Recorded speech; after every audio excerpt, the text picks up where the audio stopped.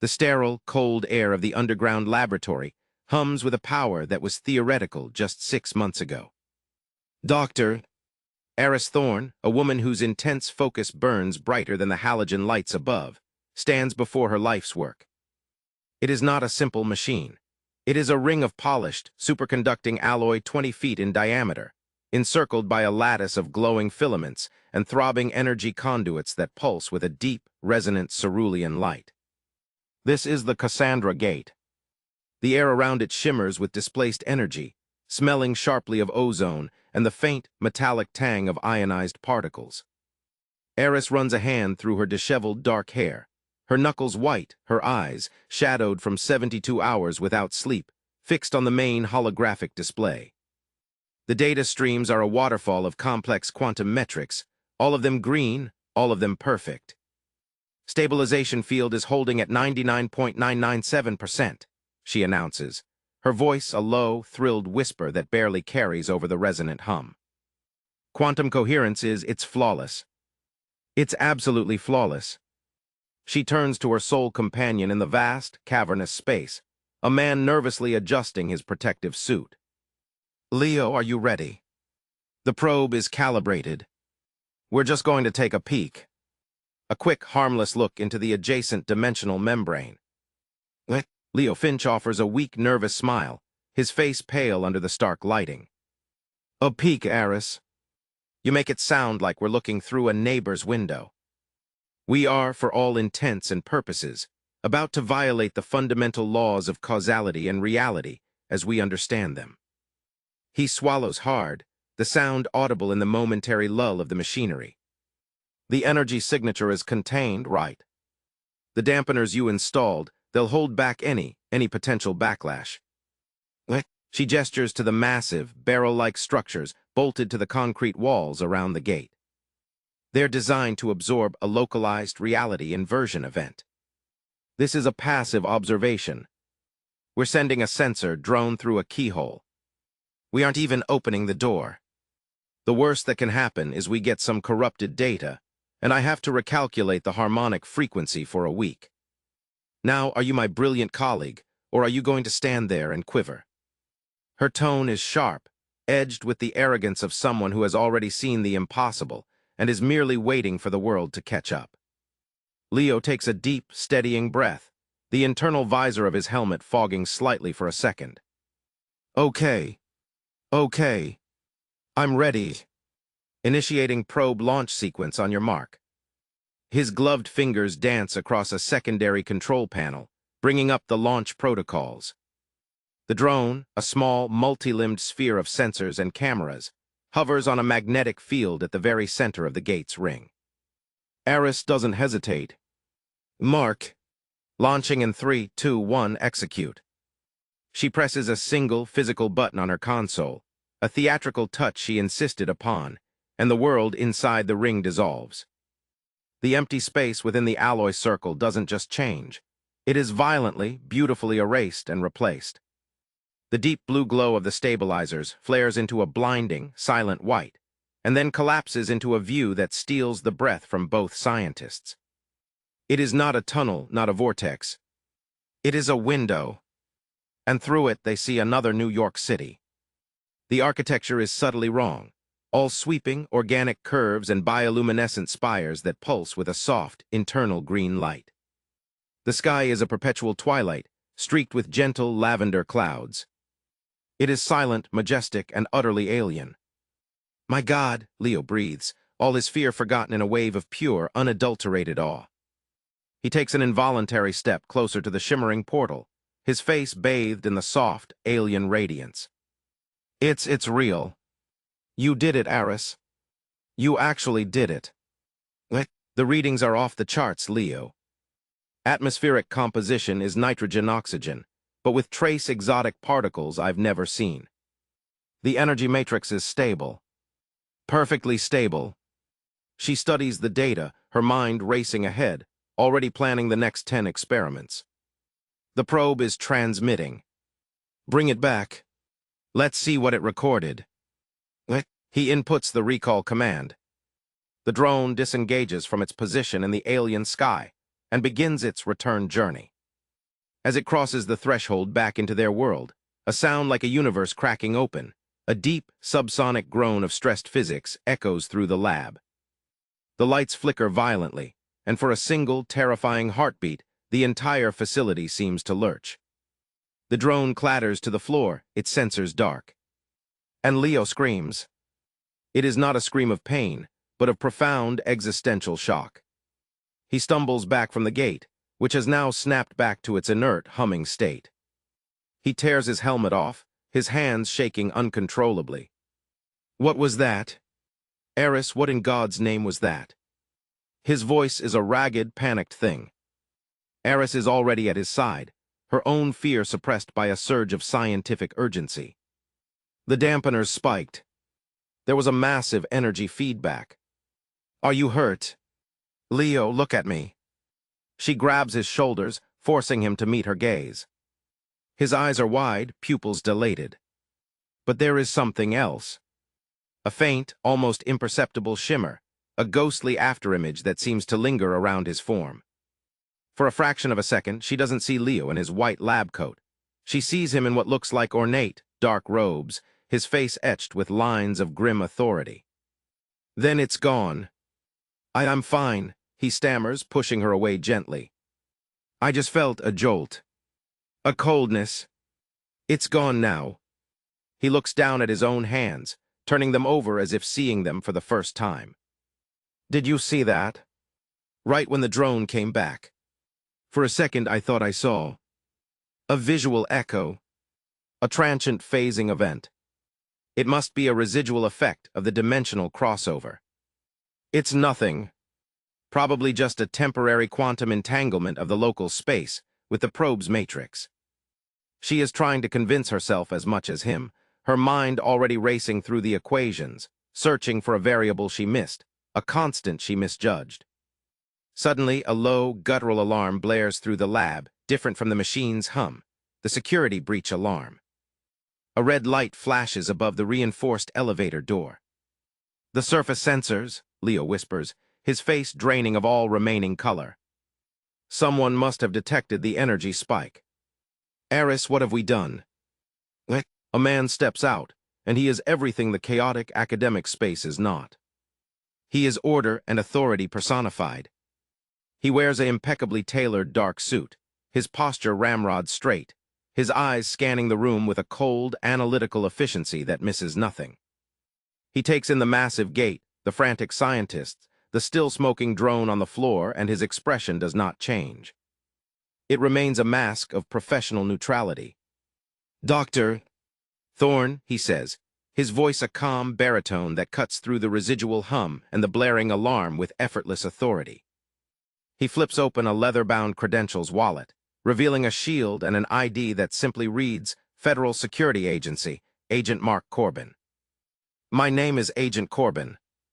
We need to talk about the atmospheric disturbances you've been causing. Starting with why, 47 seconds ago, the security cameras in the Times Square subway station briefly showed a jungle canopy with 2 moons in the sky instead of a tunnel.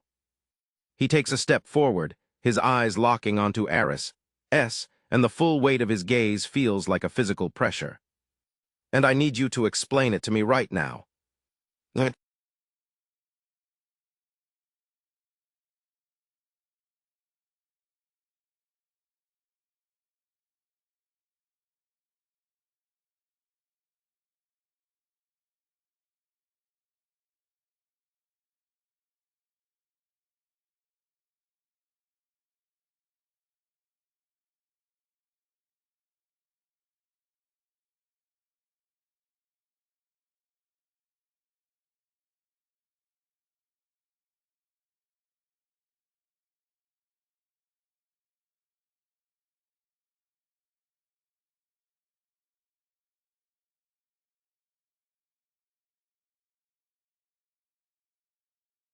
The sterile, oppressive silence that follows the blaring alarm is somehow more terrifying than the noise itself.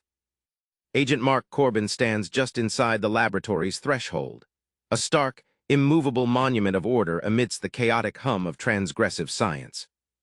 His eyes, the color of weathered slate, sweep across the cavernous space with a methodical, predatory calm, absorbing every detail. The sheer, impossible scale of the Cassandra Gate, the frantic disarray of Dr. Leo Finch, and the defiant, calculating stillness of Dr. Aris Thorne. The air still crackles with the ghost of ozone and something else, something metallic and alien that coats the back of his throat. Aris's mind is a torrent of panic calculations, a whirlwind of shattered protocols and escalating variables. He's FSA, Deep Science Division. This isn't a local noise complaint. They felt the inversion. They saw the echo. The dampeners weren't enough. The containment field leaked. Oh God, it leaked into Times Square. Her heart hammers against her ribs, a frantic bird trapped in the cage of her chest. She forces her breathing to slow, pulling the tattered cloak of her arrogance around her like a shield. She cannot look at Leo, cannot acknowledge his terror, for fear it will consume her own. Atmospheric disturbances. Aris finally says, her voice deliberately flat, a poor imitation of Corbin's own unflappable tone. She takes a deliberate step away from Leo, positioning herself between the agent and the shimmering, dormant ring of the gate. This is a private, federally sanctioned quantum-level physics laboratory, agent. Our work is highly classified. I'm sure whatever your sensors picked up was a localized energy fluctuation from our new power coupling systems. A minor contained anomaly. Nothing to warrant a breach of our secure facility. The lie tastes like ash on her tongue, brittle and transparent. Mark Corbin doesn't even blink. He takes another step forward, his polished Oxfords clicking softly on the polished concrete floor, a sound of utter finality. A jungle canopy, Doctor.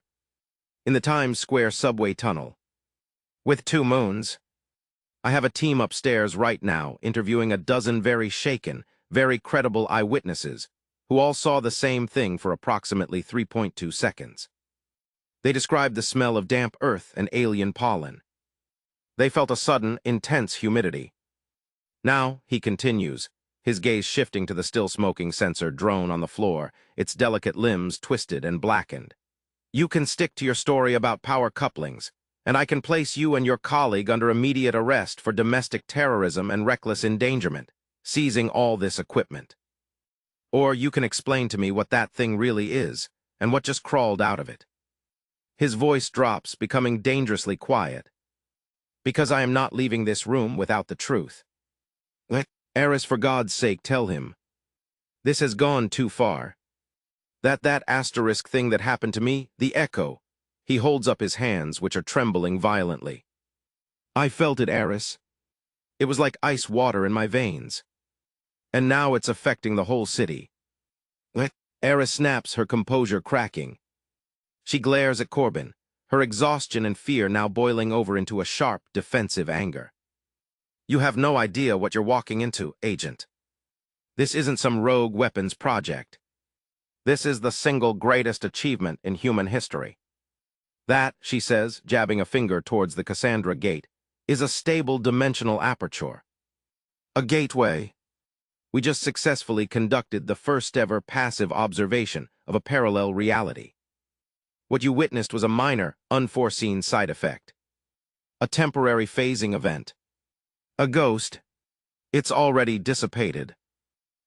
He looks from Aris's fever-bright eyes to the terrifyingly complex machine. He had been prepared for a rogue energy project, perhaps even a wormhole experiment. But this was a paradigm shift that redefined reality itself. The implications were so vast, so terrifying they were almost beautiful. A gateway. Parallel reality. The witness statements, the energy signatures that defied all known physics, it fits. It all fits. And she calls it a minor side effect. He walks slowly towards the gate, ignoring Aris's instinctive move to block his path. He stops a few feet from the massive ring, feeling the strange energy thrumming through the air, a vibration that seems to resonate in his very bones. He looks at the intricate latticework of glowing filaments, the conduits pulsing with that deep, unnatural blue light. Your ghost overwrote a square block of Midtown Manhattan, with a geography that doesn't exist on any map on this earth. That's not a side effect, Doctor. That's a cataclysm. What are the long-term consequences of these phasing events? She thinks of the equations she'd been running, the variables she'd dismissed as negligible. The quantum decoherence metrics, the reality cohesion index. The theoretical models suggest a temporary superposition of quantum states. The local space should restabilize. It should snap back like a rubber band. Corbin turns to face her fully, and the full force of his attention is like a physical weight. You're gambling with the structural integrity of reality itself on a should. What happened to Dr. Finch? He doesn't look like he's snapped back. He looks like he's seen a ghost of his own. It's not an alarm. It's a soft, insistent notification, one she programmed herself. A proximity alert from the sensor, drone's residual data buffer. Her blood runs cold. The drone, it wasn't just a passive observer. It was a carrier. A catalyst. She rushes to the console, her fingers flying across the holographic interface, pulling up the raw, corrupted data stream from the probe's final moments. The readings are chaos, a storm of impossible particles and inverted energy signatures. But there, buried in the noise, is a pattern. A coherent, non-random signal that was attached to the drone like a parasitic echo. It's not dissipating. It's learning. It's analyzing the quantum frequency of their dimension, mapping its structure, looking for a permanent foothold. "Oh no," she whispers, the color draining from her face. No, no, no. It wasn't just a visual echo. It was a data packet. A scout. Corbin demands, moving to stand behind her, his presence looming. He looks at the frantic, shimmering data on the screen, understanding nothing of the math, but everything about the pure, undiluted terror on Aris Thorne's face. The entity, Aris breathes, her voice trembling. The one from the other side. The probe didn't just look at that world. That world looked back. And something intelligent, hitched a ride back with it. It's not just creating random echoes. It's using them to copy our reality, to understand its rules, so it can overwrite them with its own. She turns to Leo, her eyes wide with a horrifying realization. The cold you felt, Leo. That wasn't a temperature drop. That was it. Sampling you.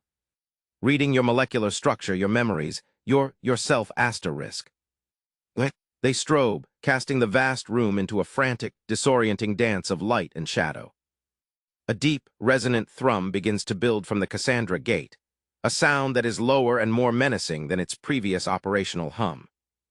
It is the sound of a great beast stirring from a deep slumber. The polished alloy of the ring itself begins to glow with a sickly, phosphorescent green light, a color that is utterly alien to its previous stable cerulean.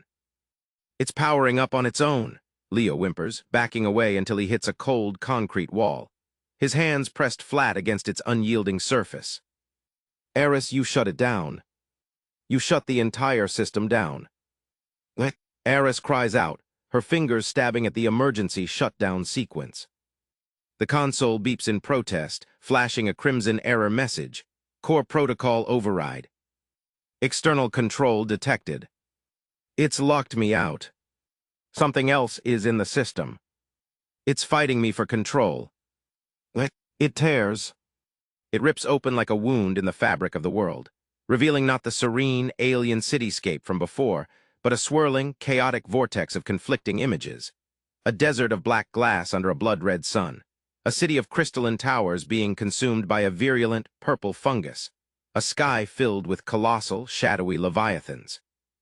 The images flash and bleed into one another, a madness of realities. And from the center of this maelstrom, a figure begins to form. It is tall, unnaturally thin, its outline shifting and wavering like a heat haze. It doesn't step through the gateway so much as it asterisk unfolds into their reality, its form coalescing from the chaotic energy of the breach. It has no discernible face, only a smooth, obsidian surface that seems to drink the light from the room. But its shape is hauntingly, terrifyingly familiar. It is wearing the tattered, dark robes Aris saw flickering around Leo for a single fleeting moment. It is the echo made manifest. It is Leo's doppelganger, or something wearing his stolen form like a suit. The entity lifts a long, slender limb, a limb that ends not in a hand, but in a cluster of twitching metallic filaments. It points directly at Leo, and a sound emanates from it not through the air but directly into their minds, a dry, rustling whisper, like pages of a forgotten book turning to dust. It is the sound of absolute predatory hunger. Leo screams, a raw, primal sound of utter terror, as the concrete wall behind him begins to glitch and pixelate, dissolving into a flickering image of the same black glass desert from the vortex. Corbin doesn't think. He acts. In one fluid, terrifyingly efficient motion, he draws his service weapon, a heavy, blocky pistol Aris recognizes as an M-pulse sidearm, and fires twice. The shots are not loud bangs, but deep, resonant *thump* sounds that punch through the air. The first bolt of concentrated electromagnetic energy strikes the entity's center mass. It stumbles back a half step, its form flickering violently, the psychic whisper cutting off into a silent shriek of rage. The second shot hits the main power conduit feeding the gate. A shower of white-hot sparks erupts from the wall, and the vortex wavers, the image of the entity destabilizing. "We have to go. Now." Corbin barks, his voice cutting through the chaos. He grabs a paralyzed Aris by the arm.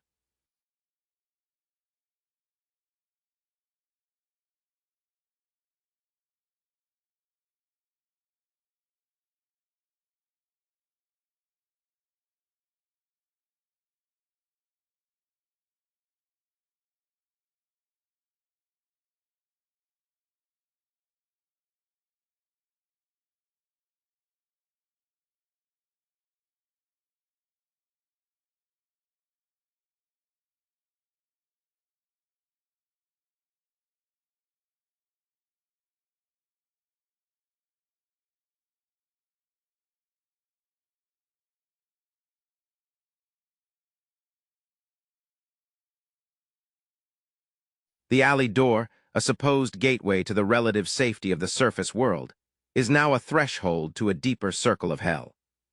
The steel surface shimmers and writhes like a heat mirage, its solidity an outright lie. For agonizing heartbeats at a time, it becomes a grisly window into the transformed city beyond, revealing a New York City that has been surgically removed from their known universe and grafted onto a nightmare. The skyscrapers are no longer monuments of glass and steel, but twisted, pulsating organic spires that weep a viscous, phosphorescent sap. The sky is a bruised, seething canopy of violet, slashed by lightning that crackles with the deep crimson of oxygenated blood. The sounds that filter through the dissolving metal are a cacophony of wrongness. The familiar wail of emergency sirens warped into ululating, animalistic shrieks, the roar of traffic mutated into a low, guttural grinding that vibrates up through the soles of their shoes. "It's not just the lab," Aris breathes, her voice a hollow, devastated whisper. All the color has drained from her face, leaving her skin the pallid, waxy tone of a corpse. Her mind, usually a fortress of relentless logic and arrogant certainty, is collapsing under the weight of the cataclysm she has authored. The equations scroll behind her eyes, not as solutions but as obituaries. The decay isn't localized. The initial breach created a cascading failure in the local reality matrix. Each echo is a self-replicating tear, a cancer cell.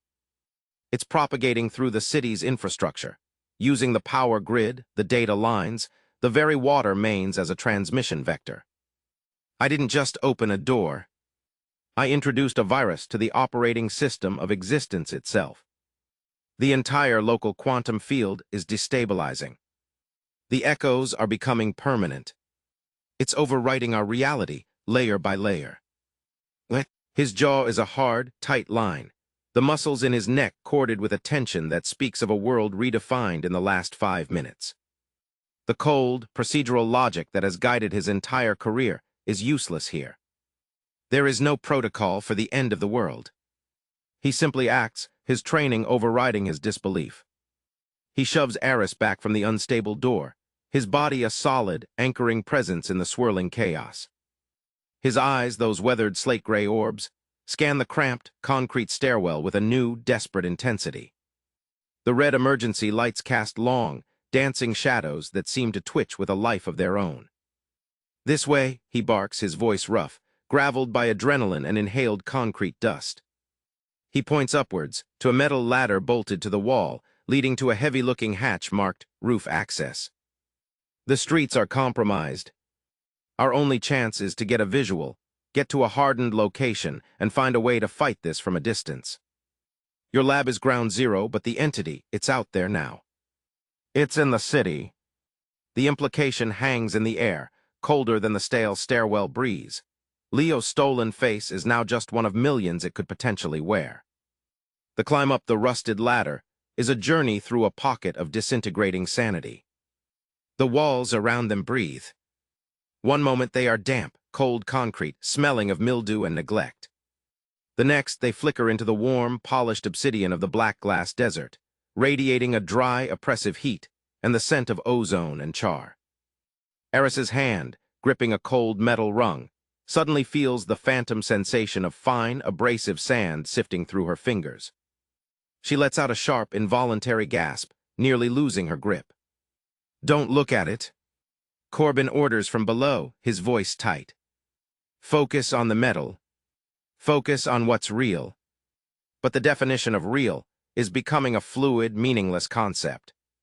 The very air thickens with a psychic static, a low-grade hum of panic that isn't their own. It's the terror of 8 million people experiencing a slow-motion, collective dissolution of their world. A fear so vast it has become a tangible element in the atmosphere. Corbin reaches the hatch and puts his shoulder against it, heaving with a grunt of effort. It gives way with a screech of protesting metal, swinging open to reveal the rooftop and the full, horrifying majesty of the transformed New York City skyline. The sight is so immense, so fundamentally wrong that it steals the breath from their lungs. The air up here is thick, charged with the alien energy of the breach, tasting of copper and burnt honey. The organic, pulsating spires they glimpse through the door now dominate the view, their fleshy surfaces veined with throbbing, bioluminescent capillaries that pulse in a sickening, syncopated rhythm. The Chrysler Building is half consumed by a crystalline, fungal growth that glitters with a malevolent, internal light. The Empire State Building is wrapped in the ghostly, translucent coils of a leviathan that exists only as a shimmer in the air, a colossal serpent of pure energy from some other dimension. The sky is a living canvas of torment, the violet clouds churning like a boiling sea, the blood-red lightning striking the twisted buildings not with destructive force, but with a bizarre, generative energy, causing the alien structures to grow and writhe with renewed vigor. "My God," Aris whimpers, sinking to her knees on the gravel-covered tar of the roof. The scale of the destruction is infinite, a panoramic view of her failure. It's everywhere. There's no containing this. It's a total reality collapse.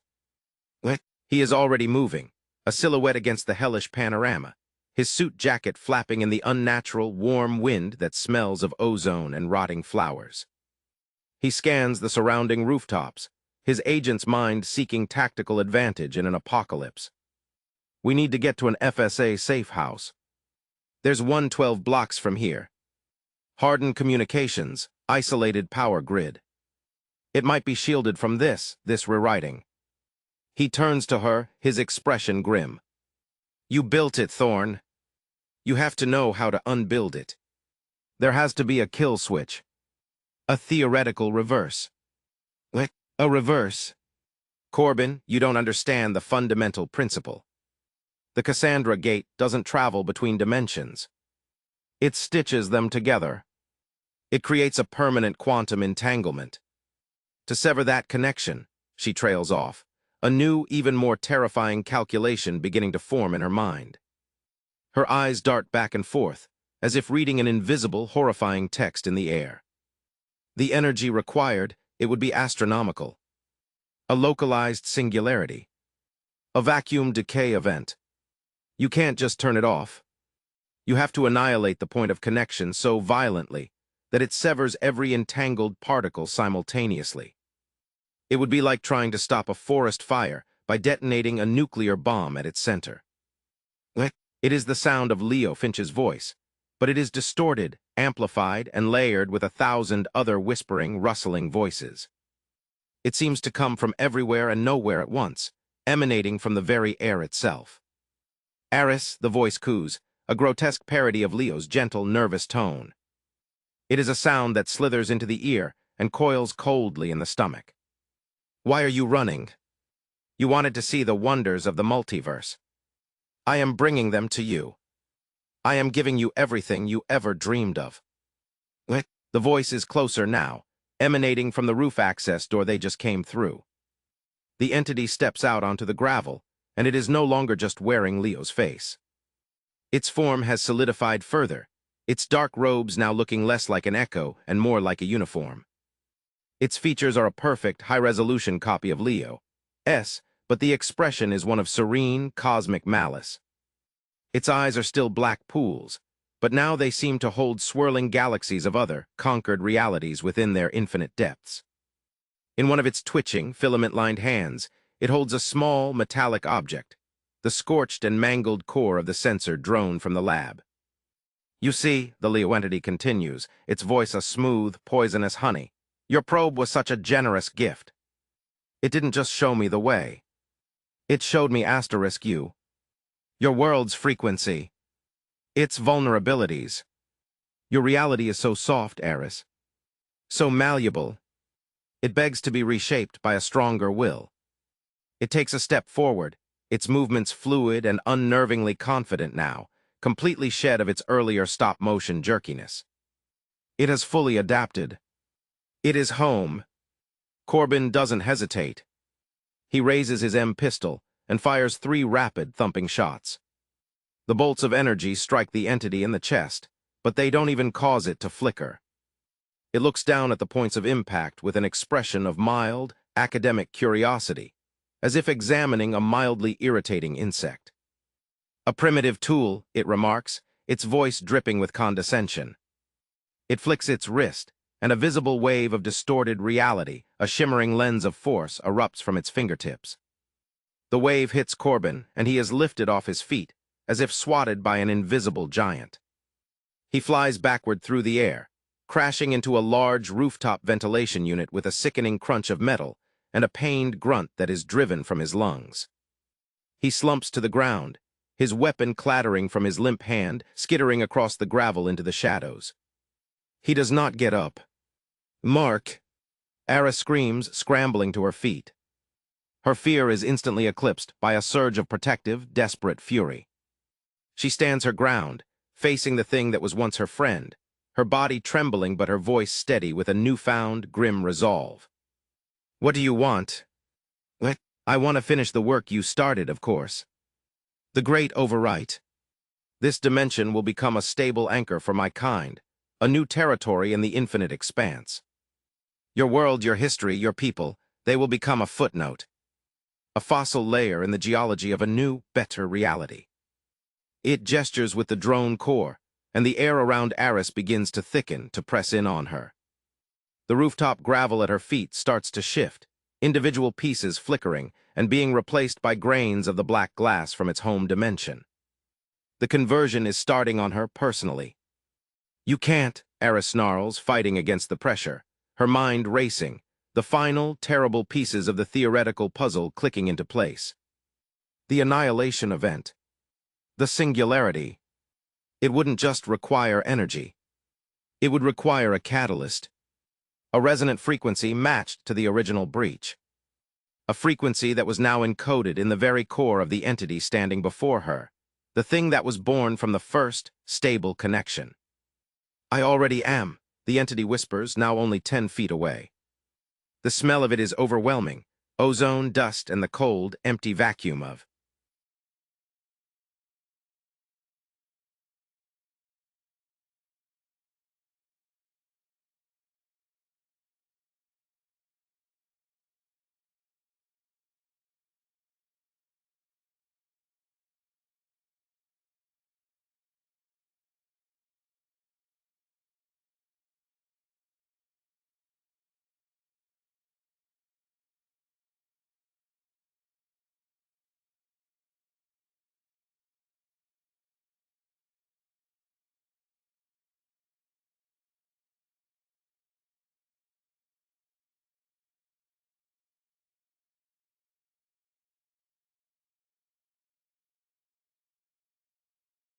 The final, terrible peace that settles over Aris is not an absence of fear, but a transcendence of it.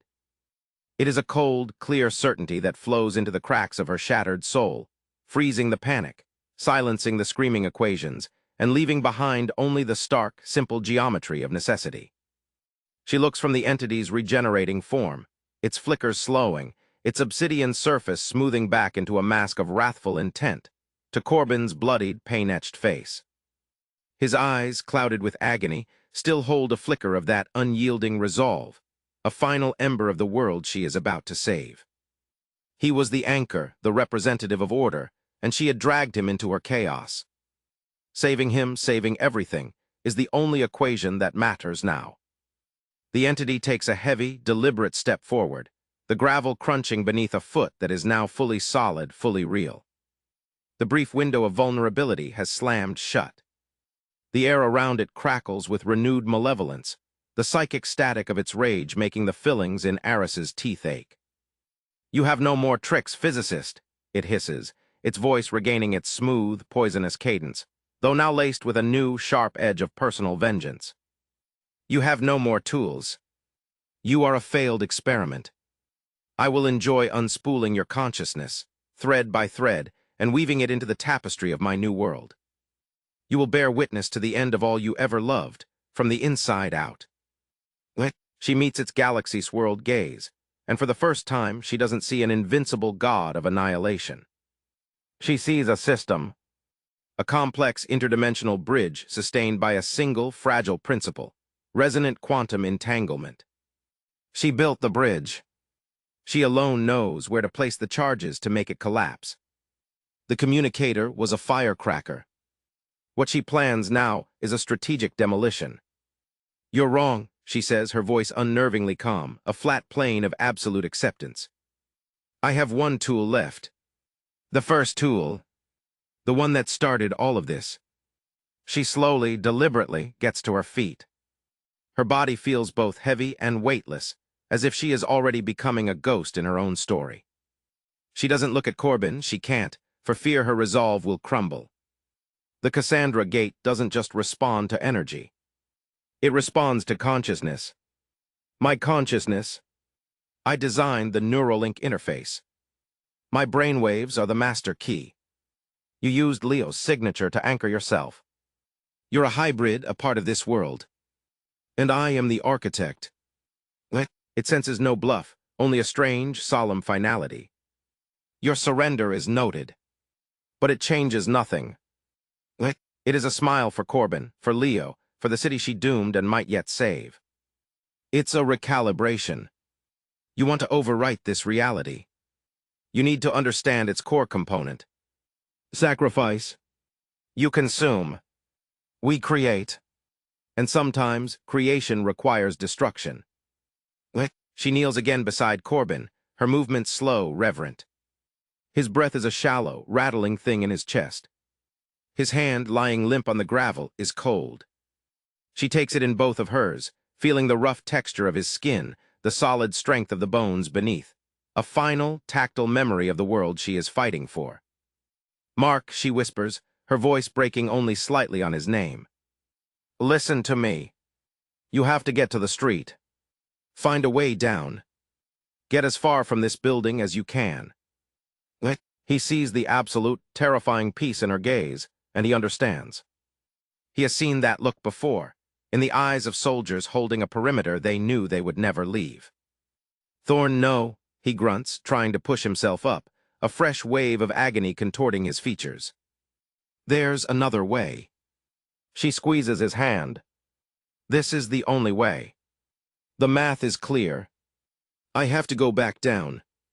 I have to re-enter the lab and interface directly with the gate's core. I'm going to channel a massive energy surge back through the breach.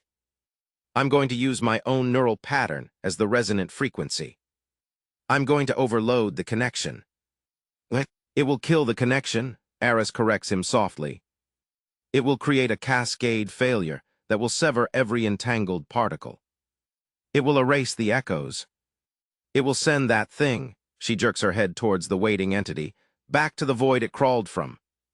It's a controlled reality inversion. I turn the gate into a bomb, and I am the detonator. She leans closer, her voice dropping to a whisper meant only for him. You were right. I was reckless. Arrogant. I thought I could control the universe.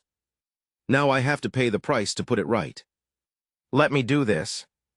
Let my life be the final variable in the equation. She leans in and presses her lips to his forehead. A brief, cool touch that is a kiss of farewell, of apology, and of benediction. Save our world, Agent Corbin, she whispers against his skin. Make sure it was worth it. The loss of her warmth is immediate and profound. She stands up, her posture straight and sure. The brilliant, reckless physicist transformed into a warrior of ultimate science. The entity has been watching, its curiosity having morphed into a simmering, impatient fury. Your sentiment is a disease, it snarls. A pointless biological glitch. And it's the one thing that will destroy you. She walks. It is a slow, deliberate procession, a march to her own execution. The entity, confident in its ultimate victory, simply observes, its form a dark sentinel against the bleeding sky. It believes she is walking to her doom in the lab below, and it is content to let her, to savor the final moments of her futile struggle. Aris reaches the door and pulls it open, the metal groaning in protest. She casts one last look over her shoulder. Corbin has managed to prop himself up on one elbow, his face a mask of anguish and furious, helpless respect. His eyes lock with hers, and in that final, silent exchange, she sees it all. The condemnation, the understanding, the gratitude. Then she steps through the doorway and begins her descent into the heart of the maelstrom. The stairwell is no longer a mere passageway. It is a tunnel through a dying beast. The walls are in constant, violent flux. One moment they are concrete, the next they are the warm, pulsating flesh of the organic spires, or the cold, hard obsidian of the desert. The air is a thick soup of conflicting smells, ozone, rot, cinnamon, blood, and the sterile, clean scent of vacuum. The red emergency lights are almost entirely gone, replaced by a sickly, ambient glow from the dimensional tears that now line the staircase like weeping sores. The sound is a physical pressure, a dissonant choir of a million realities screaming in simultaneous agony and triumph. She reaches the sealed door to the lab level. The steel is warped and scarred from the entity's earlier assault, but it is holding. She inputs the emergency manual override code, her fingers steady on the keypad. The lock disengages with a heavy, grinding clunk. She takes a deep, shuddering breath, filling her lungs with what might be the last truly familiar air she will ever taste, a mixture of dust, her own sweat, and the coppery tang of fear. She pushes the door open. The laboratory is unrecognizable. It is no longer a place of human science, but a cathedral to an alien god. The Cassandra Gate is no longer a controlled ring of alloy and light. It is a raging, raw wound in the center of the room, a vortex of screaming energies and blinding, chaotic colors. The images that flash within it are no longer serene alien cityscapes or lonely deserts, but tableaus of pure horror, worlds being consumed by fire, by ice, by things that have no name in any human language. The very space of the lab is distorted. The floor curves upwards in places, the ceiling drips with a thick, iridescent fluid that is not water, and the air is so thick with unleashed potential that it feels like wading through liquid light. And in the center of it all, lying where he fell, is Leo. Or what is left of him. His body is still there, but it is transparent, flickering, a ghostly photograph fading from existence. The entity's work on him is nearly complete. He is barely more than a memory etched onto the disintegrating air. Aris's heart clenches, but she does not allow herself to grieve. Not yet. There is no time. She has to reach the primary control interface, a hardened terminal located on a raised platform just 20 feet from the base of the gate. But those 20 feet are a gauntlet of pure, unstable physics. She steps into the room, and the full force of the reality storm hits her like a physical blow. The gravity shifts, pulling her first to the left, then shoving her violently to the right. The air temperature swings from scorching desert heat to the absolute cold of deep space in the space of a single heartbeat. She stumbles forward, her eyes fixed on the console, her mind already pulling up the complex command sequences, the final, fatal algorithms that will turn her consciousness into a weapon. A shimmering wall of crystalline growth erupts from the floor in front of her, blocking her path. It is beautiful and deadly, glittering with a sharp internal light. Without breaking stride, Aris calculates its resonant frequency in her mind, a simple harmonic her device could have once emitted. Now she simply visualizes the counter frequency, and the crystal shatters into a million glittering motes of harmless dust. She takes another 5 steps. The floor beneath her turns to a deep, viscous mud, pulling at her shoes, trying to suck her down into its depths. She focuses, imagining the molecular bonds of the concrete reasserting themselves, and the mud hardens back into solidity, cracking under her weight. She is 10 feet from the console. So close. The vortex of the gate seems to pulse in time with her own frantic heartbeat, as if it knows what she plans, as if it is a living thing fighting for its own survival. A tendril of pure, black energy, the same substance as the entity's form, lashes out from the center of the maelstrom, aiming for her head. She ducks, feeling the deathly cold of it whisper past her ear. 5 feet. She can see the console screen, still active though glitching violently. The reality COH.